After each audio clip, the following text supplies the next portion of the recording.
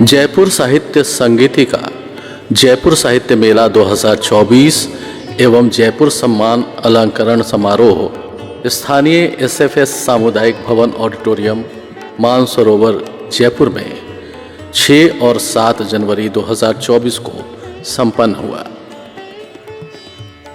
मुख्य कार्यक्रम से पूर्व 6 जनवरी को देश भर से आए विभिन्न राज्यों के साहित्यकारों का सम्मेलन हुआ, जिसमें परिचर्चा और बौद्धिक सेमिनार का आयोजन था। विषय था बढ़ते लेखक, घटते पाठक और आंचलिक साहित्य में उदासीनता। इस बौद्धिक सेमिनार में उपस्थित साहित्यकारों ने बढ़ चढ़कर हिस्सा लिया और अपनी रचनाओं का भी पाठ किया। प्रस्तुत है उसकी एक झलक। 4 ही दिन का साथ था तेरा उसका, इतने में देखा वो उड़ गई। अचानक उदासी घिर आई और लगा कि नहीं, वो नहीं थी शायद ये। आंटी क्या देख रही हो? वो जो तूने कमेडी दिया था ना मुझे, उसी को ढूंढती हूँ, मगर लगता है वह मुझे भूल गया। आपको क्या पता वो था कमेडी है तो थी भी तो हो सकती है ना। चल जा, स्कूल नहीं चलती, तू नहीं समझेगी। मन में जानती थी उस कमेडी से एक टाइप का अटैचमेंट हो गया। डिसिप्लिन लाभ करने के बजाय नुकसान कर सकता है इसको। सुनो, वो वहाँ नहीं है, पता नहीं कहाँ गया। मैंने सब जगह ढूंढ लिया। तुम भी ना कैसी बातें करते हो। दरवाजे खिड़कियों की तो जाली बंद रहती है ना। नहीं, किट्टू के जाते ही बंद कर दिया था मैंने। दीदी क्या है बाई जी? ये टीवी, हाँ उसके पीछे भी सफाई कर दिया करो कभी। अरे देखो तो आप, वाह मिल गया। मैंने उसे बॉक्स की चौकी पर जाली वाले दरवाजे के पास धूप में रख दिया और दरवाजे के उस पार चिड़ियों को दाने डाल दिए। वह अकेला महसूस नहीं करेगा ना, और उड़ने की भी कोशिश करेगा। इन्होंने कितना कहा कि बाहर रख देता हूँ कमेडी के शू बॉक्स के माने होंगे, साथ हो तुम तो गजल गीत के माने होंगे। रूम नंबर आगे, रूम नंबर दिया था कहाँ पहुँचे? रूम नंबर क्या दिया था? साथ हो A5 में खुला हुआ है, चल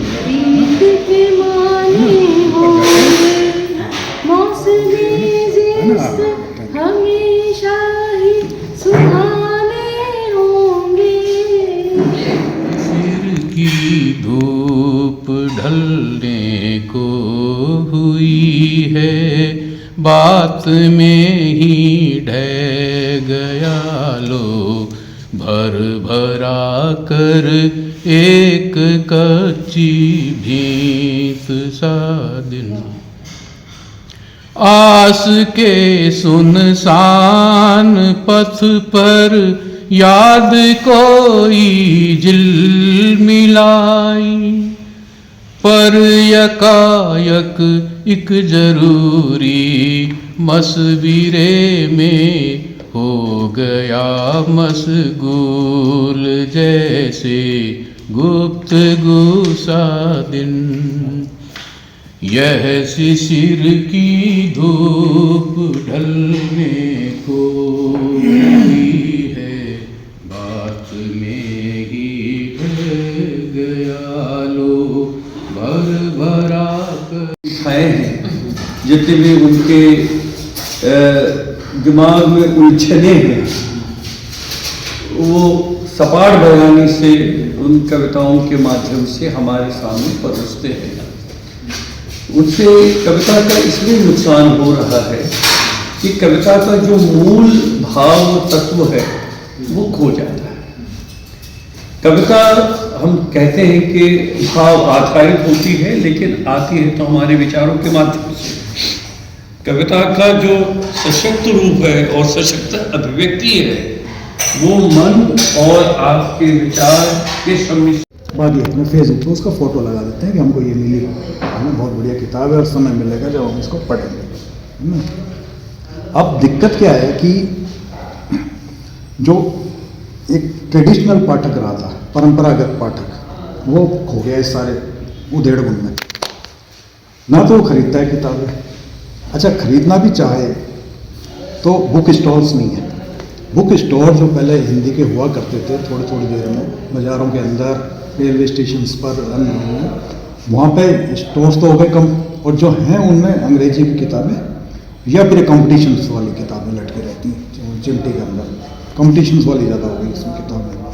तो अब जो खरीदना चाहता है वो भी कैसे खरीदे? अमेजन पे सब लोग ना तो सर्च कर सकते, और ये इंस्टेंट होता है किताब खरीदना, ये प्लानिंग करके कभी कोई किताब नहीं ली जाती। पहले पाठक हुआ करते जो इंस्टेंट खरीदते थे, इन पॉकेट बुक्स की मिल गई, राजपाल एंड सन्स की मिल गई, देखा किताब लटकी हुई है, वो आ गया, सारा सारा ये आ गया, और वो उसी समय खरीद लेते थे। यार ये किताब 3-4 पेज पलटे, अरे यार जोरदार किताब है, खरीद लो आप। अब आ गया अमेजन, तो अमेजन पे कहाँ तो लोग या तो टाइम पर उसको देखें, तो उसके कंटेंट्स उनको नहीं पता अमेजन में कि अंदर इस किताब में क्या निकलेगा।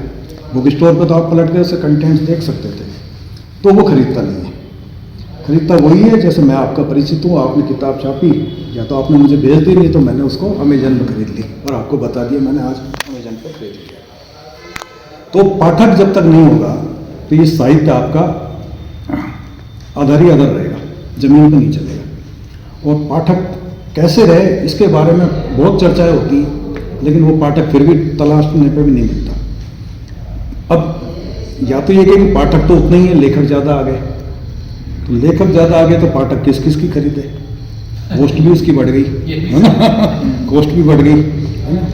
या फिर दूसरी की जो पाठक का स्वाद था वो चेंज हो गया, वो अब साहित्य वाला स्वाद उसका रहा नहीं। साहित्य वाला स्वाद जो पहले साहित्य का स्वाद आया करता था वो अब नहीं रहा। हम अब उनकी बात तो भूल जाएं, हम लाल नागर की या दिनकर की या उनकी उनकी, वो तो अब हम किस्से कहानियों में हैं सब लोग। उनकी पुण्यतिथि या जन्मतिथि आती है, हम लोग उनको याद कर लेते हैं। नहीं, ये कभी कभी उनका संग्रह कोई प्रकाशक दोबारा से निकाल देता है, नए पाठक में, नए लेखकों में पिछले 15 साल या 20 साल में लगा लो आप, कोई के दुक्के होंगे नहीं, ऐसा कोई भी नहीं है जिसको हम कह सकें भाई इस युग का ये लेखक था, इस युग का ये लेखक था। वो क्यों नहीं निकल रहा? क्योंकि एक तो जो लेखक हैं वो केवल लिखते हैं, वो पढ़ते नहीं। 70% लेखक पढ़ते नहीं है, वो अपने यार दोस्तों किताब पढ़ लेंगे, वो पढ़ना नहीं होता। जो मूल साहित्य है, जो साहित्य में से तंत्र निकलता है, वो साहित्य पढ़ते ही नहीं। उनके लाइब्रेरी में नहीं मिलेगा, मिलेगा तो केवल दिखने के लिए मिलेगा। तो जब तक आप मूल साहित्य को नहीं पढ़ेंगे आप लेखक नहीं बन सकते। हम लिखते हैं, आज मेरे से लिखवा लो आप सुबह शाम तक, मैं पूरे उपन्यास लिख दूंगा, मेरी इतनी स्पीड फास्ट है, लेकिन लिखूंगा क्या? सवाल तो ये है ना कि उसका कंटेंट क्या होगा।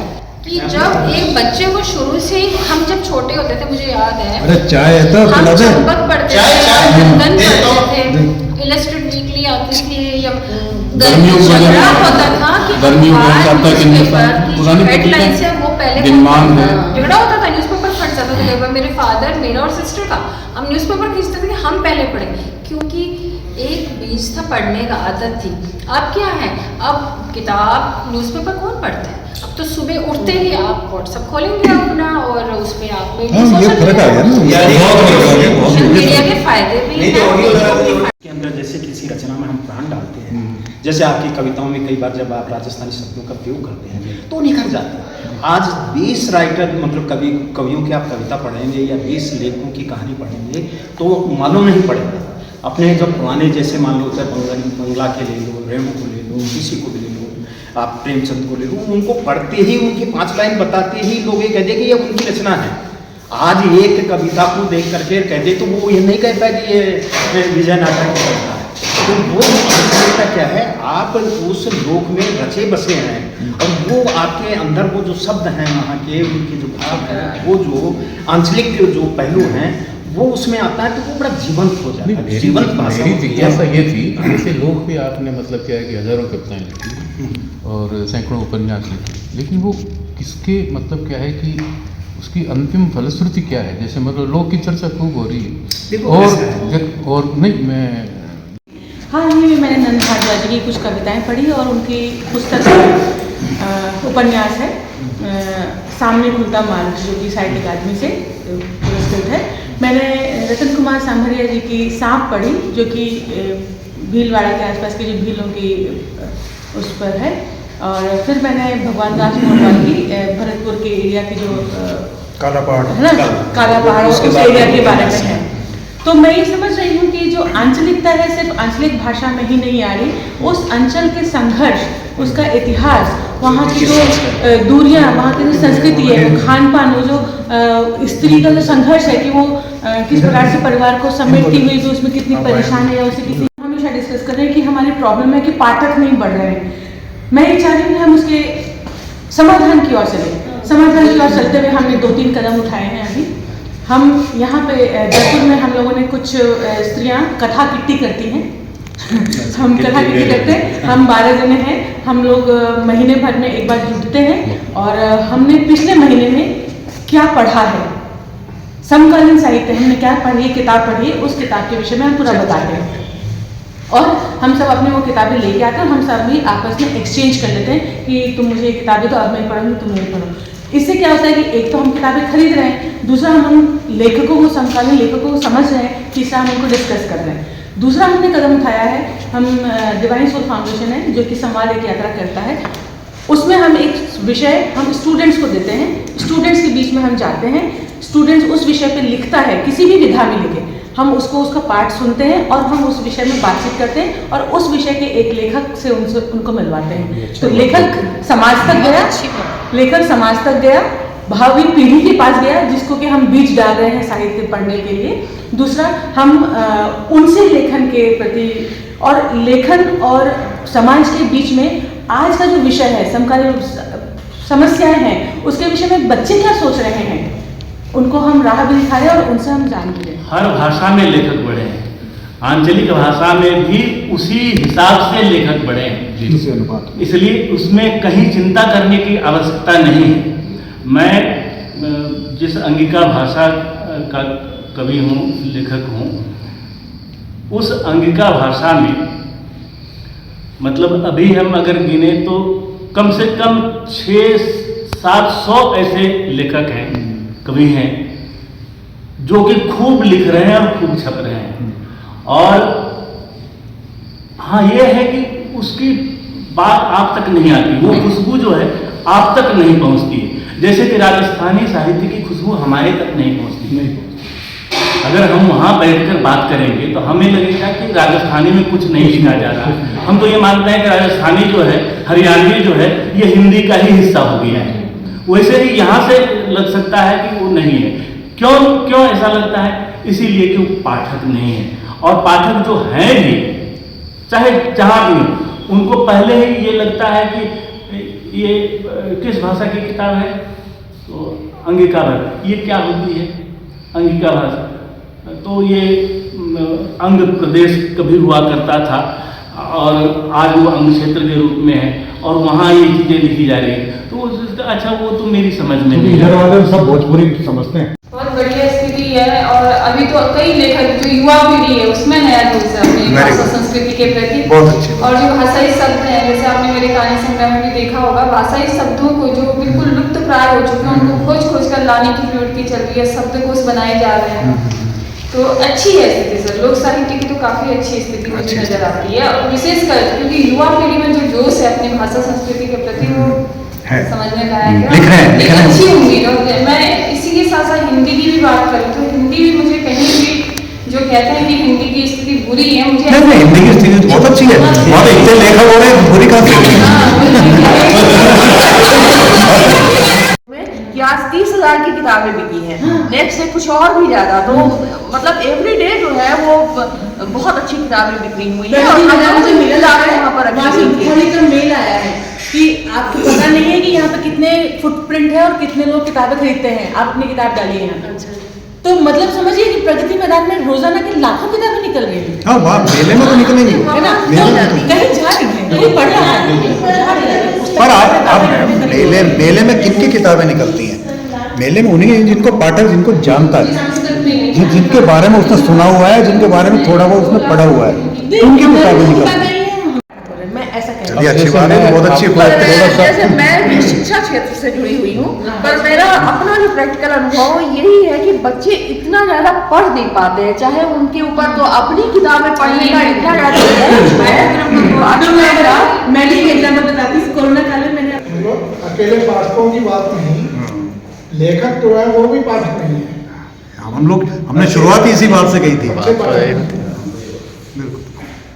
आज मैं दिन भर राधा कृष्ण लाइब्रेरी अच्छा लिखती है, मैंने इनकी पूरी किताब पढ़ी। नहीं तो वो मैंने लिखने सोचा में पहली बात में अच्छी वक्ता नहीं हूँ तो उसमें आपका सरोकार क्या रहता है? लिखती है, कहानी लिखती है, कहानी में आपका क्या सरोकार रहता है? ज्यादातर मैं सामाजिक मुद्दों पर अपनी कहानी, और जैसे मैंने जो पात्र उठाए हैं वो मेरे आसपास जिससे घटित होते हैं उन्हीं को उठाती हूँ मैं, क्योंकि इसमें मुझे लगता है कि जैसे कल्पना डालूँ मैं तो उसमें कृत्रिमता आती तो मैं वो नहीं लिख सकती हूँ।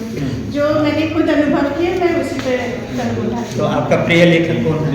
मैं शिवानी जी को बहुत अरे वाह, मेरे नंबर 1 फेवरेट। बहुत ही महंगा लगा। आने जाने का किराया $150, रास्ता करीब 1.5 घंटा, जो रास्ते में कई छोटे द्वीपों के दर्शन कराता चला। सबको इमरजेंसी के लिए लाइफ जैकेट पहनाई गई और आगे जाकर पता लगा क्यों। बीच बीच में समुद्र बहुत अशांत हो जाता है। स्पीड बोट चलाने वाले बेहद कुशल होते हैं और कोस्ट गार्ड की बोट हमेशा तैयार रहती है। उमर बाबू लगा दिया। धूप में कट गई उमर बाबू, कुछ न बाकी रही कसर बाबू। गम के इतने मुकाम देखे हैं पर न देखा खुशी का दर बाबू। आईना तोड़कर करोगे क्या, आईना तोड़कर करोगे क्या, खुद से चेहरा गया है डर बाबू। इस तरह हाल चाल बिगड़े हैं वो कभी भी गया न घर बाबू। अगला है, वक्त के साथ ही दफन होगा उनकी यादों का ये सफर बाबू। खुल के कुछ भी नहीं कहा हमसे, ये भी सोहबत का था असर बाबू। क्या लेकिन इसके फिल्म की निष्पत्ति क्या है, अंतिम निष्पत्ति क्या है, उससे सोसाइटी को क्या दिशा निर्देश मिला, या उसका मतलब एक वाइडर सेंस में देखें। वाइडर सेंस तो आंचलिकता ही, जैसे मतलब क्या है कि अब जैसे नेहरूदा कहते हैं कि मैं तो चिली की पहाड़ों की बारे में बात करता हूँ, तो हमारे मरुस्थल के राजस्थान का कवि उठा के रेगिस्तान की चर्चा करेगा, या घबराहट, या आपके पहाड़ की बात करेंगे। मैं कह रहा हूँ जैसे आपने शुरू में बहुत अच्छी बात कही, आंचलिकता जैसा कोई कंसेप्ट नहीं। आंचलिकता ही सार्वजनिक बन जाता है और वही मतलब अंतर्राष्ट्रीय संवेदना तो वही है ना, आंचलिक संवेदना के धरातल पर भी वही संवेदना विश्वसनीय बन जाती है। संवेदना तो एक मानवीय संवेदना है, रोना हंसना, उसको आपके आंसू, आपके दुख, आपके कष्ट, वो चाहे कोई अंचल का वासी हो, चाहे वो आदिवासी कोई हो, जो गाँव में रहता हो, जंगलों में रहता हो, इसकी भावनाएं मानवीय संवेदना का कोई संप्रदाय नहीं, उसका तो संवेदना है। लेकिन जो जब हमने लोक की बात करते हैं, और जो लोक से जुड़ा हुआ व्यक्ति है, जो रचनाकार लोक से जुड़ता है, वहीं से अपना रचना शक्ति लेता है, तो उसमें आंशिकता आती है और वो एक प्राण उसके अंदर, जैसे किसी रचना में हम प्राण डालते हैं, जैसे आपकी कविताओं में कई बार जब आप राजस्थानी शब्दों का प्रयोग करते हैं तो निखर जाता है। आज 20 राइटर मतलब कवियों की आप कविता पढ़ेंगे या 20 लेखकों की कहानी पढ़ेंगे तो मालूम नहीं पड़ेगा। अपने मतलब पुराने जैसे मान लो बंगला के ले लो, रेणु को ले लो, किसी को ले लो, आप प्रेमचंद को ले लो, उनको पढ़ते ही उनकी 5 लाइन बताते ही वो ये कहेंगे उनको इतना है।